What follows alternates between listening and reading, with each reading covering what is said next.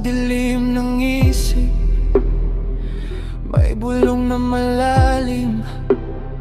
Parang anino ko, di ko matakasan kahit pilit kong alisin. Gabi-gabi gising, kinakalaban ng sarili, may apoy sa dibdib. Pero yelo sa paligid ko'y bumabalot palagi. Ngiti sa umaga, pero galit sa gabi.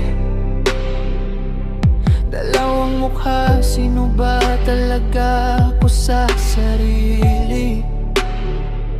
Nakatali sa takot, nakaangkla sa sakit. Bawat hakbang pasulong, parang may humihila pabalik. Naririnig mo ba to? Sigaw ng kaluluwa, tahimik sa labas pero sa loob nagwawala. May demonyo sa loob, bubulong ng kasalanan. Kinakalaban ko siya, pero parang ako rin ang kalaban. Sa bawat hakbang, sa bawat desisyon, ako ba'y tao pa o tuluyan ng naging anino?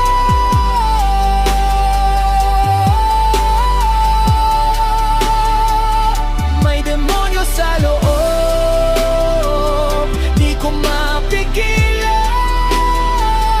Kahit anong takas, lagi akong hinahabol ng kasalanan.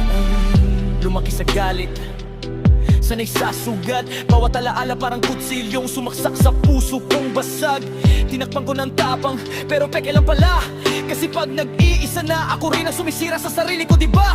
Mga boses sa ulo, di ko na mapatahimik. Sinasabi sumuko ka na, pero pilit kong tinatahi ang punit. Pagod na sa laban, pero di pwedeng tumigil. Kasi pag bumigay ako, baka tuluyan na akong masakop ng dilim. Narinig mo ba to? Sigaw ng kaluluwa, tahimik sa labas pero sa loob nagwawala. May demonyo sa loob, bumubulong ng kasalanan. Kinakalaban ko siya, pero parang ako rin ang kalaban. Sa bawat habang, sa bawat desisyon, ako ba'y tao pa o luluyan ng naging anino?